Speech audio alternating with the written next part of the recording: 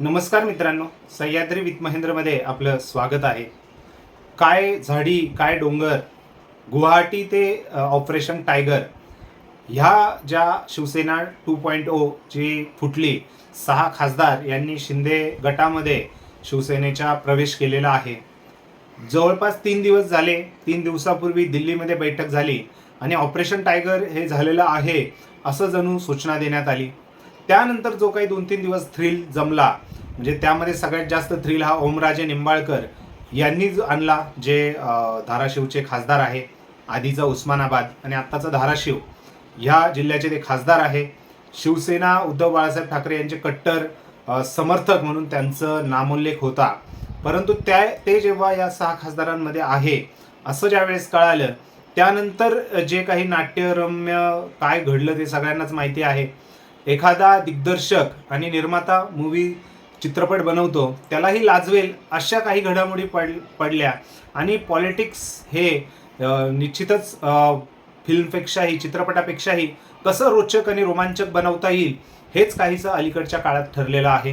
ह्या सब्जेक्टला आपण operation tiger हा चित्रपटाचं नाव दिलं तरीही आणि भविष्यात याच्यावरही चित्रपट येऊ शकतो, सांगता येऊ शकत नाही.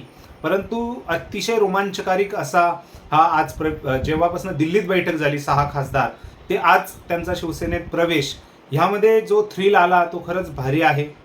त्या थ्रिलमध्ये ओमराजे निंबाळकर हे दिल्लीला गेले. दिल्लीवरून त्यांनी सांगितलं की मी प्रवेश करतोय. पुणे विमानतळावर आले आणि त्यानंतर एक दिवस ते गायब झाले. त्याच्यानंतर ते निकालही आला, म्हणजे त्यांच्या वडिलांच्या खुनाचा, पवनराजे यांच्या खुनाचा निकाल आला. त्यानंतर ते अचानक मतदारसंघात पसरतात, तिथे बैठक बोलवतात, तिथे पूर्ण बहुमताने त्यांना पाठिंबा देण्यात येतो की तुम्ही जावा, शिवसेना शिंदे गटामध्ये जावा. आणि हीच जी जनता जी ज्यावेळेस दिल्लीला ओमराजे आहेत हे कळालं, त्यावेळेस धाराशिवचेच लोक त्यांना शिवसैनिक शिव्या घालत होते की नाही असं तसं निवडून आले, अमुक झालं तमुक झालं, आमची गद्दारी केली. तेच शिवसैनिक त्यांना अचानक पाठिंबा देतात आणि ते जाहीर प्रवेश काल म्हणजे आपण शिवसेना शिंदे गटासोबत जाणार असं जाहीर करतात आणि त्यानंतर आज ते चक्क प्रवेश करतात. निश्चितच हे जरी एखाद्या कथानकाप्रमाणे असलं तरी याचे डायरेक्टर शेवटी देवेंद्र फडणवीस आणि उपमुख्यमंत्री एकनाथराव शिंदे हेच आहे, आपल्याला माहिती आहे. ज्यावेळेस दिल्लीमधून इशू आला की ओमराजे यांच्या विरुद्ध मुलाखती झाल्या, हे झालं ते झालं, त्याला पर्याय म्हणून हे मुद्दाम रचण्यात आलं की मतदारसंघात जाऊन आपण निर्णय घेऊ. ऑपरेशन टायगर अजून माझं फायनल नाही आहे, मी सही केलेली नाही आहे. ह्याद्वारे उद्धव ठाकरे गटासोबतही खेळण्याचा प्रयत्न झाला. जे उद्धव ठाकरे म्हणत होते की नाही, ज्याला जायचे त्याने जाऊ द्या, माझा आजचा दिवस नाही परंतु पुढचा दिवस नक्की असेल, हे उद्धव ठाकरेही त्या खेळाला बळी पडून संध्याकाळपर्यंत तेही आले की त्यांनीही त्यांची 2 माणसं पाठवली की ओमराजे यांचा मनधरणी करा.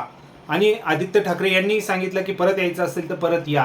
म्हणजे ह्यावरनं देवेंद्र फडणवीस यांची चाणाक्ष बुद्धी आणि एकनाथ शिंदे यांचीही त्याच पद्धतीने असलेली राजकारणातली तल्लकता हे आपल्याला पाहायला पुन्हा एकदा मिळाली.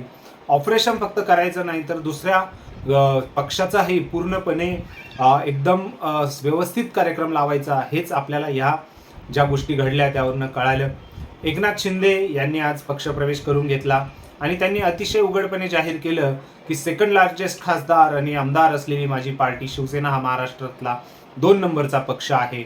सो भाजप आणि शिवसेना शिंदे गट आणि आता राष्ट्रवादीचेही नंबर लागणार असं बोललं जात आहे. त्यासाठी आपला मागचा व्हिडिओ तुम्ही नक्की बघा. पण एकंदरीत काय वाटतं, जे प्री प्लॅन होतं तेच रोमांचकारी करून काहीतरी जी हवा बनत होती काँग्रेस शिवसेना उद्धव ठाकरे गटाकडनं, ती हवाही काढून टाकण्यात आली. यामध्ये देवेंद्र फडणवीस आणि एकनाथ शिंदे यांचा तेवढाच मोठा हात आहे. कारण मीडिया त्या जणू शिवसेना उद्धव बाळासाहेब ठाकरे गटाकडनं जायला लागली की लगेच त्यांनी ओमराजे यांना मतदारसंघात फिरवून 2 दिवस घेऊन नंतर जे सांगितलं, त्यामुळे मीडियाही कुठे दाखवणं, जे विरोधाभास वातावरण तयार होत होतं तेही कुठेतरी धुळीस मिळालं. आणि आता अचानक पुन्हा शिवसेना हा 2 नंबरचा पक्ष बनलेला आहे. अमित शहा यांनी ऑलरेडी डिक्लेअर केलंय की शिवसेना आता गुट नाही आहे, एकच पक्ष आहे, तो म्हणजे शिंदेंचा. सो निश्चितच अतिशय रोमांचकारी हा चित्रपट होता. तशा कथानका टाईप ही घटना घडली आणि आपण त्याचे साक्षीदार आहोत, त्याचाच अभिमान आहे आपल्याला. आता दुसरा अभिमान सोडून दुसरा आपण करूही काय शकतो. शेवटी मतदान करायचं आणि नंतर असेच रोमांचकारी चित्रपट, एंटरटेनमेंट बघत राहायची.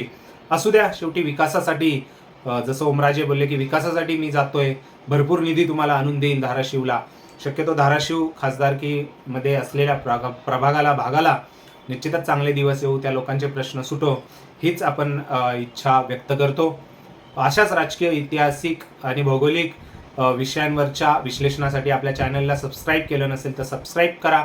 तुमचे विचार कमेंट सेक्शनमध्ये कमेंट करून व्यक्त करा आणि भेटूया पुढच्या व्हिडिओमध्ये. तोपर्यंत जय महाराष्ट्र.